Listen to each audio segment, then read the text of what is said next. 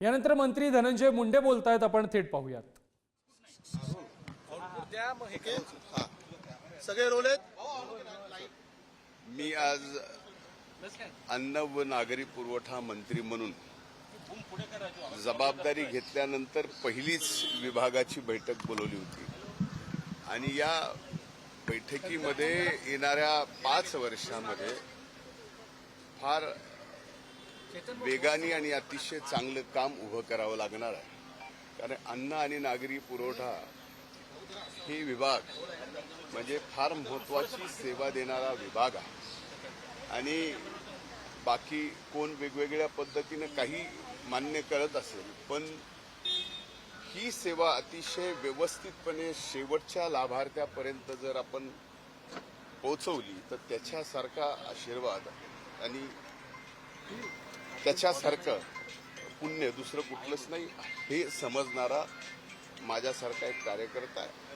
आणि आदरणीय मुख्यमंत्री, आदरणीय दोन्ही उपमुख्यमंत्र्यांनी ही माझ्यावर जबाबदारी दिलेली आहे। त्यामुळे या विभागामध्ये पारदर्शकता आणून शेवटच्या लाभापर्यंत आपण ज्या काही लाभ देतोय राशनचा, तो लाभ त्या ठिकाणी पोहोचला पाहिजे आणि ते पोहोचत असताना सुद्धा विभागाच्या सर्व सुविधा या तेवढ्याच कार्यतत्परतेने काम करणं गरजेचं आहे। आज हे राशन पोहोचवण्यासाठी अवास्तव लॉजिस्टिकला लागणारा जो खर्च आहे तो कमी करून त्यातून अधिकच्या लाभार्थ्यांना कसं आपल्याला अन्नधान्य देता येईल या सर्व विषयावरती आज पहिल्याच बैठकीमध्ये चर्चा झाली आणि एक 100 दिवसाचा आमच्या विभागाचा, तसं सर्वच विभाग या ठिकाणी देत आहेत, तर सर्वच विभाग एक 100 दिवसाचा कार्यक्रम आदरणीय मुख्यमंत्र्यांना या ठिकाणी देत आहेत। तर आमच्या विभागाचाही कार्यक्रम हा 100 दिवसाचा देण्याच्या संबंधित काही सूचना आजच्या बैठकीमध्ये मी आमच्या विभागाच्या काही अधिकाऱ्यांना केल्या। सर, रेशनिंगच्या तांदळाचा वापर आहे, रेशनिंगच्या तांदळाचा गैरवापर केला जात आहे अशी बातमी सुद्धा मी लोकशाहीने आता उघडकीस आणलेली आहे। इडलीसाठी विशेषतः बड्या हॉटेल्समध्ये मोठ्या प्रमाणात हा साठा जात आहे रेशनिंगमधून, याला चाप कशा प्रकारे लावणार? नाही, ही बातमी मी ऐकली आहे, आपल्या माध्यमातूनच मी पाहिली नाहीये, पण मी ऐकली आहे। याबाबत निश्चितच आम्ही चौकशी करू। मुख्यमंत्र्यांसोबत चर्चा झाली? मुख्यमंत्र्यांशी नाही, मुख्यमंत्र्यांसोबत माझी चर्चा नाही। माझी बैठक आज योगायोगानं याच वेळेला होती, त्याच वेळेला आदरणीय मुख्यमंत्र्यांची सुद्धा बैठक तिथं होती, तर आमचं एक समोरासमोर नमस्कार झाला। एक जण आरोप करण्यात आलेले आहेत। संजय राऊत असतील, जितेंद्र आव्हाड असतील, हे तुमचं नाव घेतलेलं आहे। संजय राऊत आरोपी आहे। मग आता कुणाचं काय काय ऐकू, म्हणजे मला कळालं नाही। तुम्हाला जो आरोप होत आहे संजय एक मिनिट, पहिल्यांदा मुख्यमंत्री तुम्हाला पाठीशी घालतायत। एक तर पहिल्यांदा ज्या देशमुखांची निर्गुण हत्या झाली आणि ज्यांनी कुणी हत्या केली त्यांना शासन झालं पाहिजे, ते फासावर गेले पाहिजेत, या मताचा पहिल्या दिवसापासून मी आहे। तोही शेवटी माझ्या जिल्ह्यातला एक सरपंच आहे, मलाही त्याच्या बाबतीत तेवढाच आदर आहे।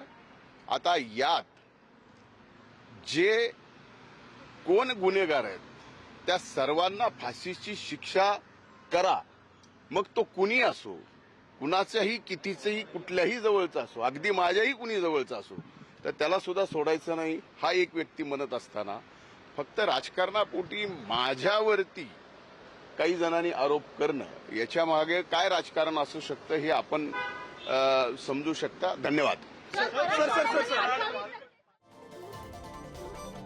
मंत्री धनंजय मुंडे यांनी मुख्यमंत्री देवेंद्र फडणवीस यांची भेट घेतलेली आहे। पदभार स्वीकारल्यानंतर आज धनंजय मुंडे हे मुख्यमंत्र्यांच्या मला तो भेटीसाठी अहवाल पोहोचले. पाहावा लागेल। सर भाजपचे आमदार सुरेश धस पण तुमच्यावरती आरोप करत आहेत, स्पेशली वाल्मिक कराड यांना घेऊन तुमच्याशी जी जवळीक होती, वाल्मिक कराड यांच्याशी तुमचे संबंध आहेत का? एक लक्षात घ्या, वाल्मिक कराडांची जवळीक सुरेश धसांच्या सोबत होती, माझ्या जवळच्या त्या आहेतच।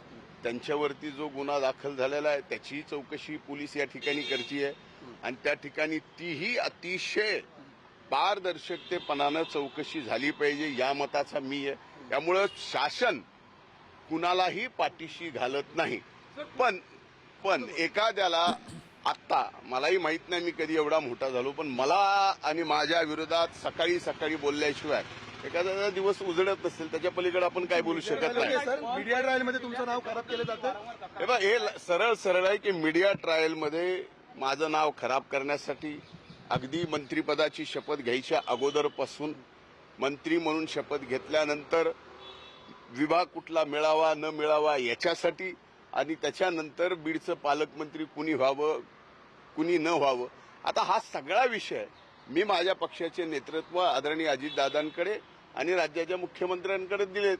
आता राहिला विषय चौकशीचा, तर चौकशी एवढ्या गतीनं या ठिकाणी चालू आहे ती लवकरात व्हावी. आणि एवढंच नाही तर हे खुनाचं जे प्रकरण आहे ते भयंकर आहे, त्याचा फास्ट ट्रॅक कोर्टामध्ये हा गुन्हा त्याचं चालू केला पाहिजे. लवकरात लवकर चार्जशीट या ठिकाणी झालं पाहिजे. ज्या त्या गोष्टी निष्पन्न होत आहेत त्या लगेचच कोर्टात पुढे आणून फास्ट ट्रॅकमध्ये हे प्रकरण चालू आरोप करतायत त्यांच्या मागे नेमकं आता एक बघा, कोण आहे कोण नाही मला याच्याशी घेणं देणं नाही, पण कुणी ना कुणी काय आहे नेमकं काय आहे, तर माझं असं म्हणणं आहे की माध्यमं जे आहेत माध्यमांनी शोध घ्यावा. माध्यमांनी सुद्धा फक्त माझ्यासारख्यालाच एकट्याला मीडिया ट्रायल करून ज्याचा की या कुठल्याही गोष्टीशी कसलाही संबंध नाही, आता या प्रकरणामध्ये मला मीडिया ट्रायल करून त्याचा उद्देश काय असू शकतो त्यांना, तर मला पूर्णपणानं समाजकारणातनं आणि राजकारणातनं उठवणं. मुख्यमंत्री अजितदादा असतील यांच्या संदर्भात काही चर्चा झाली का? कारण सगळे प्रकरण वाढताना दिसत नाही, मी जे वस्तुस्थिती मी जी बोलायचं ते त्याच दिवशी बोललोय.